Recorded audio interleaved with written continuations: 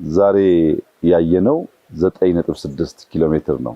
ከእንጦጦ ቁስቋም አካባቢ ጀምሮ እስከ ቀጨኔ ያለው ለማመን ይከብዳል።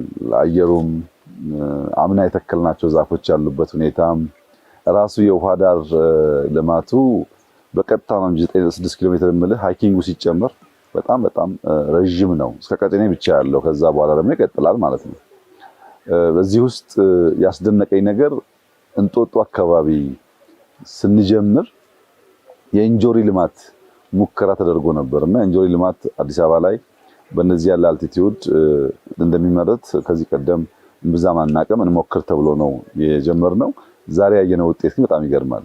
እንጆሪ ደግሞ እንደሰማሁት ዛሬ በየሁለት ቀኑ የሚለቀም ነገር ነው። እንደ ቡና አመት ጠብቀህ እንደ ፓፓያ ወራት ጠብቀህ አይነት ሳይሆን በየቀኑ በየሁለት ሶስት ቀኑ የሚለቀም ነገር ነውና ይሄን ነገር ብናስፋፋ አዲስ አበባ አካባቢ ዋጋውም ውድ ነው።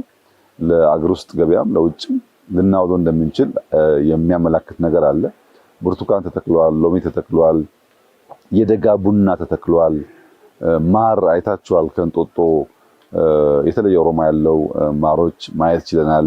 እንደዚህ አይነት የከተማ እርሻን የሚያሳልጡ ምግብ ለማምረት የሚያግዙ ውሃውን ለፍሩት ውሃውን ለኢንዲጂነስ ዛፎች ውሃውን ለሚበሉ ነገሮች መጠቀም የምንችልበትን እድል የሚሰጥ ስራ ሆኖ አግኝቼዋለሁ። ባህር ዛፍ በተፈጥሮ በከፍተኛ ደረጃ ውሃ የሚመጥ ስለሆነ ድርቀት ያስከትላል።